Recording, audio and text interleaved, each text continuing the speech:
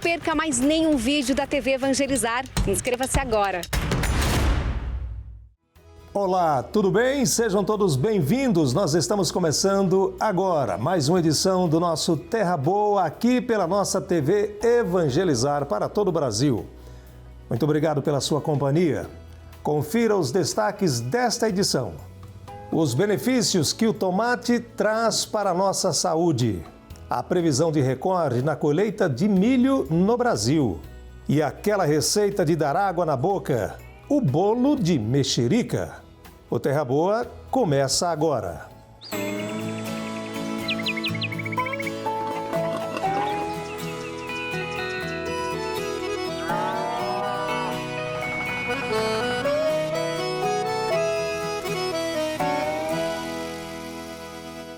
Muito obrigado pela companhia. Nós estamos aqui em São José dos Pinhais, na região metropolitana de Curitiba, na Rota das Colônias. Aqui é um lugar muito agradável, a Cantina Zanqueta, que nos recebe nesta edição do nosso Terra Boa. Vamos começar falando sobre a nossa agropecuária, que registrou queda de 0,9% no Produto Interno Bruto no primeiro trimestre deste ano em relação aos últimos 3 meses de 2021.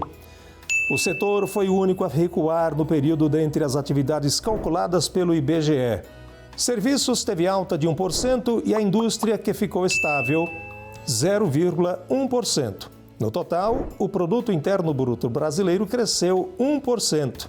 Em relação ao trimestre de 2021, o agronegócio teve forte queda de 8%, puxada principalmente por menores produções de soja e arroz, isso em função da seca no final do ano passado. Apesar da queda no primeiro trimestre, o Brasil tem suprimento para atender a demanda interna e a externa de soja e arroz na safra 2021-2022. Esses dados são da Companhia Nacional de Abastecimento, a Conab. O Terra Boa agora fala sobre meio ambiente. Vamos falar sobre ecologia. Vamos falar da Mata Atlântica. Boa parte do que sobrou da Mata Atlântica no Brasil está localizada em 3 estados: São Paulo, Paraná e Santa Catarina. Para que a vida continue na Mata Atlântica por muito e muito tempo, os moradores estão fazendo um trabalho de revitalização. A reportagem é do Sérgio Júnior. Uma área grande, mas que já foi maior. Agora ela é cuidada por quem vive aqui. Hoje a gente tem aqui nessa região problemas com desmatamento, com caça, né? Temos algumas atividades também, por exemplo, portuárias, que acabam afetando, de certa forma, essas áreas, essas unidades de conservação. Hoje a Mata Atlântica está concentrada numa faixa de Santa Catarina, Paraná e São Paulo. São mais de 2 milhões de hectares que pertencem à reserva de conservação. Por lá, o trabalho para manter a vida é constante. A gente desenvolve uma série de atividades aqui visando a proteção, né, dessas áreas e também a restauração ecológica de áreas que estavam degradadas ou ainda estão degradadas dentro dessas áreas. O processo de recuperação é tão importante que no ano de 2000, 1.500 hectares das 3 reservas de Mata Atlântica estavam assim, degradadas. Ao longo dos 22 anos, plantando e preservando, que o cenário mudou. Olha o tamanho que a floresta já está. E a gente fala que para uma floresta atingir um estágio mais ou menos de equilíbrio é de 80 a 100 anos. Né? Então ainda tem muito tempo pela frente e a gente precisa cuidar, proteger essas áreas para que elas cumpram esse papel, né, que é tão importante para a nossa sociedade. Essa combinação de rios, florestas e montanhas são cuidadas por eles, para que elas tenham um lar. E já dá para ver os avanços.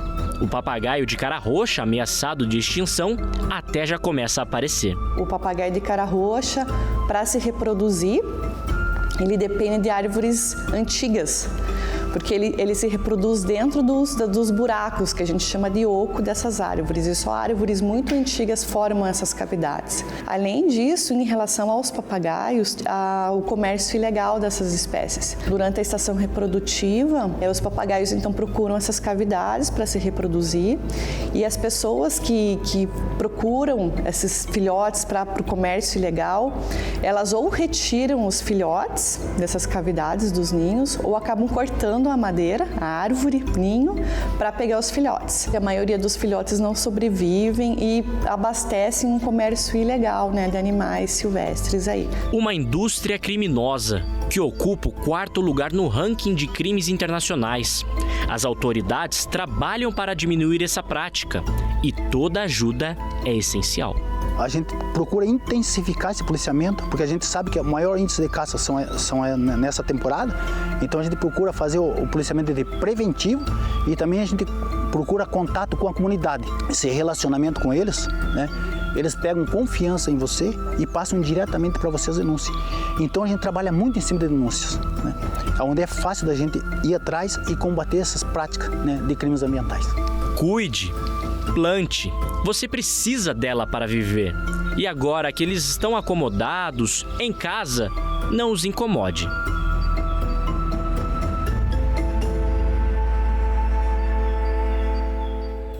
E nós precisamos preservá-la mesmo, né? Viva a nossa Mata Atlântica, o pouco que sobrou dela. Vamos falar do tomate, que o tomate é uma fruta, todo mundo já sabe. Mas pouca gente sabe dos seus benefícios para a nossa saúde. A reportagem é da Fabiana Vantucci.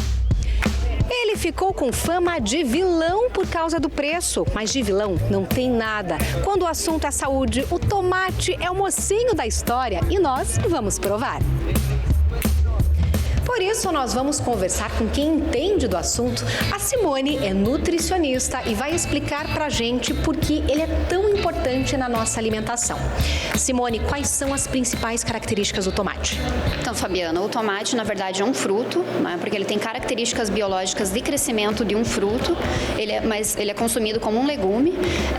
Ele é rico em vitamina C, vitamina A, vitamina K, potássio e licopeno. Tem função diurética, antioxidante e anti-inflamatória. E todas essas funções refletem no bom funcionamento do nosso organismo e até previnem doenças. O principal benefício, que é bastante conhecido, é a prevenção do câncer de próstata, devido a ser rico em licopeno, que é um potente antioxidante.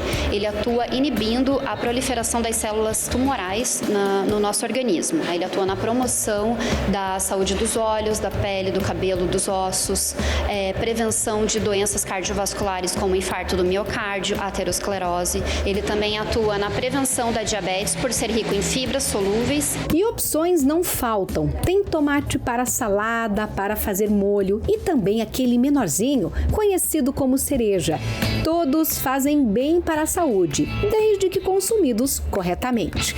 O ideal são 100 gramas por dia, sem descartar a pele e nem as sementes. E na hora de preparar, tem uma forma que garante ainda mais benefícios. O tomate ele pode ser consumido na sua forma crua, refogado, cozido, assado, em formato de molho, geleia, sopas. Mas quando nós tratamos ele termicamente, nós disponibilizamos em torno de 8 vezes mais de licopeno nesse tomate tratado termicamente. Só para você ter uma ideia, em 100 gramas de tomate cru, nós encontramos mais ou menos de 2 a 3 miligramas de licopeno. Em 100 gramas de um tomate tratado termicamente, ele passa para mais ou menos 20 miligramas de licopeno. E atenção, a nutricionista alerta que o tomate nunca deve ser consumido verde, porque se torna tóxico. Então, é só escolher os mais vermelhos, maduros na medida certa e usufruir dessa delícia. Mas é claro que com o preço nas alturas, não podíamos deixar de perguntar, será que o tomate tem substituto? Quando a gente fala de determinadas características como o licopeno, o tomate é um dos alimentos mais ricos mesmo nesse antioxidante. Mas a gente leva em consideração a cor dos alimentos quando a gente procura determinadas vitaminas, tá? Então, todos os alimentos que são dessa coloração vão normalmente ter essas mesmas vitaminas disponíveis. Caro ou barato, não importa. A dona Marlene sabe o quanto o tomate faz bem para a saúde e não troca ele por nada. Eu acho que é uma salada que eu adoro, então... alface, rúcula, todas essas coisas eu uso, né? Couve, vagem. Tomatinho insubstituível. É insubstituível. E além, claro, de fazer muito bem para a saúde, você sabe, o tomate é delicioso, né? Parabéns a Fabiana pela reportagem. O nosso assunto agora é a piscicultura. A Secretaria de Aquicultura e Pesca do Ministério da Agricultura, Pecuária e Abastecimento determinou a suspensão de mais de 12 mil licenças de pescadores profissionais inscritos no Registro Geral de Atividade Pesqueira. O objetivo é averiguar a veracidade das informações constantes nos processos administrativos e no sistema informatizado do registro da atividade pesqueira, especialmente em relação à data do primeiro registro realizado. A ação visa inibir prejuízos que esses registros possivelmente irregulares podem gerar, especialmente em relação ao recebimento indevido de benefícios voltados à categoria. Quem tiver a licença suspensa terá um prazo de 60 dias para apresentar recurso administrativo contra essa decisão. O Terra Boa faz uma parada, não saia daí. Voltamos já já.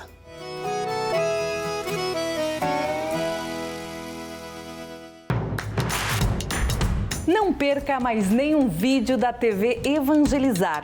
Inscreva-se agora.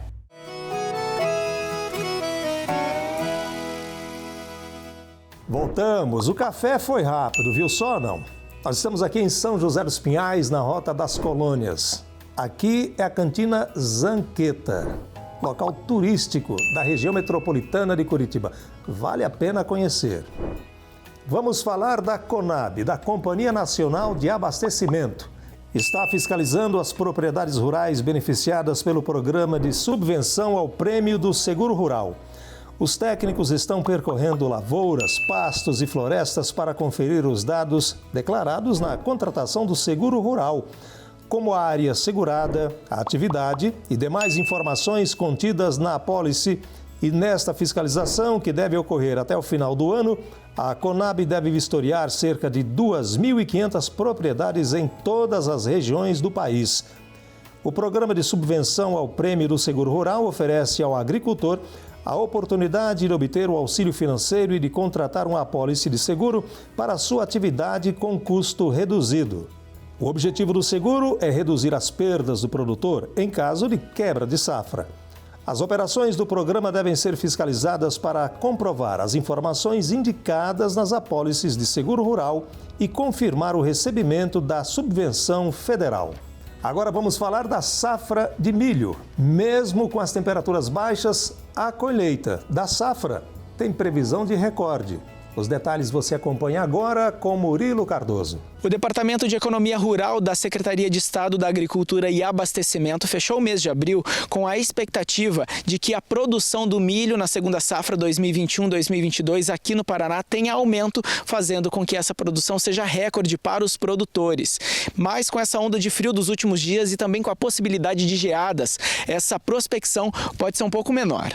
Em relação ao mês anterior, a projeção subiu 0,53%, chegando a 16 milhões de toneladas. É um recorde, mesmo com as baixas temperaturas. Estamos esperando essa safra com muita expectativa, até porque nós tivemos muitas frustrações nas últimas 4 safras de milho, principalmente safra e safrinha. É uma preocupação muito grande com as baixas temperaturas. Por quê? Porque esse ano a gente teve essa frente entrando um pouco mais cedo e ela vai causar, e como já causou alguns estragos em alguns locais, ela é extremamente forte, vai alcançar uma área muito grande, não só do Paraná, mas outros estados da região sul, até mesmo região sudeste e região centro-oeste. Mas tem aí a expectativa do inverno de termos algumas frentes mais rigorosas e torcemos muito para que essas frentes mais rigorosas sejam um pouco bem mais para frente, que dê o tempo suficiente para que o produtor possa tirar, principalmente o milho, né? Ele pode ter a possibilidade em alguns locais de ter aí ainda uma boa safra. E claro que com todo o investimento e dedicação, o produtor fica em alerta com o desenvolvimento das lavouras,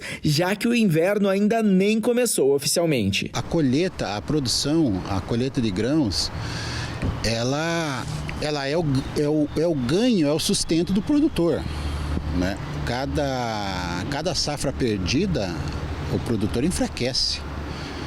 Você tem uma perca de capital, você perde teu poder de investimento na lavoura, melhoria de solo, Porque lavoura, como qualquer outro negócio, você não pode esquecer. Ela tem todo ano um cronograma de investimento que você tem para manter a tua produção. Apesar da instabilidade, o Paraná segue como o segundo maior produtor de grãos do país. Dados divulgados pelo Ministério da Agricultura, Pecuária e Abastecimento apontam que as cidades de Cascavel, Guarapuava, Tibagi e Toledo estão entre as mais ricas do agronegócio brasileiro. O Paraná é um estado que tem uma característica que é muito boa para você fazer 2 ou até 3 safras no ano. 2 safras é garantido e aí o agricultor coloca na primeira safra que ele planta, supomos no mês de outubro e novembro, e colhe em fevereiro, ele põe soja e depois em fevereiro ele põe milho, que vai colher em junho. Então dá 2 safras tranquilas. É um estado da federação que tem essa condição, além das terras férteis, também o clima favorece fazer 2 safras. E para o produtor rural é bom que seja a primeira safra de soja e a segunda de milho. Ele aproveita muito bem a propriedade e aí você alcança produção boas na propriedade e um grande faturamento fazendo 2 safras na mesma área. Que notícia boa, né, gente? Isso apesar das temperaturas baixas, né? Esse recorde na colheita do milho. Agora o assunto é a amora. Você já experimentou a amora? Conhece essa fruta? Pois bem, uma família mudou completamente de vida em função da produção da amora. A reportagem é da Fabiana Fantucci. Ela é pequena no tamanho, mas gigante no sabor. A amora é uma fruta originária da China, cultivada em várias regiões do Brasil. No Paraná, o destaque é para a colônia alemã de Vitimarsum, no município de Palmeira, a 60 quilômetros de Curitiba. Dona Hulda e seu Germano que deram início a essa história quando resolveram deixar de lado a produção de leite. O leite era muito defasado, tinha muito problema no preço e a gente tem contas, né? E o leite tem muito gasto. E daí o meu marido teve uma ideia de plantar verduras orgânicas e assim surgiu a ideia de plantar morangos e logo também surgiu a ideia das amoras. Na época, a ideia não foi bem vista. E acharam que ele era um louco, que o que vai fazer cerca num terreno que não tem nada. E o que começou como uma ideia ousada cresceu muito. Hoje a propriedade tem quase 1 hectare de amoras plantadas. E quem vem até aqui pode vivenciar uma experiência inesquecível, colher a fruta e levar para casa.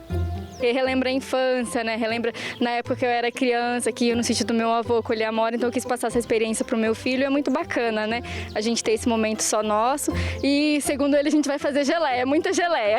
Mas a família não ficou só na produção da fruta. Dona Hulda começou a servir refeições e, com o tempo, teve que abrir um restaurante. Coloquei umas mesas, comprei as louças, coloquei lá e assim comecei a servir almoço, porque daí eles queriam vir aqui para comprar a verdura, comprar a amora, o morango. E é claro que a amora não podia ficar de fora. Ela é a estrela de muitos pratos. A responsável pelas delícias é a filha da Dona Hulda. O restaurante começou a crescer mais e aí eu entrei na cozinha. Me apaixonei pela cozinha e me formei esse ano como chefe de cozinha. Eu fiz o repolho roxo, que é bem típico alemão, com a maçã refogada e a coxa de pato confit, com a calda de amora, que agrega o salgado com o doce. Fica muito bom.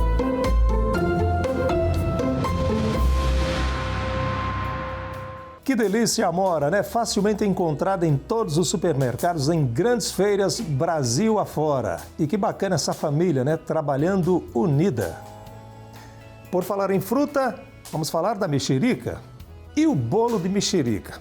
É hora daquela receita de dar água na boca. Sabe fazer o bolo de mexerica? Não? Já comeu o bolo de mexerica? Vamos ver. Para a massa, 4 mexericas cariocas, 2,5 xícaras de farinha de trigo, 1,5 xícara de açúcar, 1 xícara de óleo, 3 ovos, 1 colher de sal e 1 colher de fermento químico. farinha de rosca e margarina para untar a forma. Para a calda, 2 mexericas cariocas, 2 colheres de açúcar. A primeira coisa que temos que fazer para começar o bolo de mexerica é preparar as mexericas. E você vai pegar 2 e vai cortar em cruz, tirar as sementes e o miolinho. Vamos pegar mais 2 mexericas e vamos também cortá-las em cruz. Vai tirar o miolinho aqui e as sementes também e vai descascar e juntar as outras. As outras 2 mexericas nós vamos preparar para a calda. Então nós vamos espremê-las. É um bolo muito simples e que a gente faz no liquidificador. Vamos colocar primeiro os ovos e bater sozinhos. Vamos colocar as 4 mexericas, né? O óleo, o açúcar, a pitada de sal e vamos bater bem para desmanchar as casquinhas da mexerica. Vamos colocar a farinha e bater novamente. Agora nós vamos deixar descansar um pouquinho enquanto isso, vamos untar a forma com a margarina ou manteiga, como queira, né? Unta ela toda aqui. E o segredinho, que é a farinha de rosca ou a farinha de pão. Para quê? Para não grudar. Então agora nós vamos colocar 1 colher de sopa de fermento químico. Depois que ele descansou um pouquinho, vamos dar uma leve batida rápida.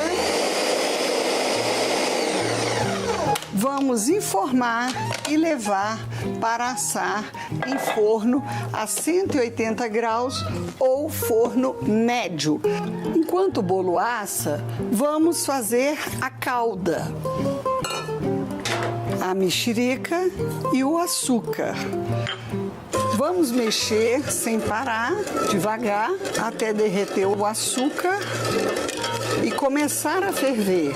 Está pronta a calda. Então, para finalizar, vamos colocar a calda sobre o bolo quente ainda. Isso vai dar uma umidade no bolo. Chegamos ao final desta edição do nosso Terra Boa, agradecendo a sua audiência. Você quer rever esse e outros conteúdos da nossa programação? Acessa lá o nosso canal do YouTube. Tá tudo lá. Obrigado pela companhia. Aproveite bem a sua semana. Fiquem todos com Deus. Tchau, gente.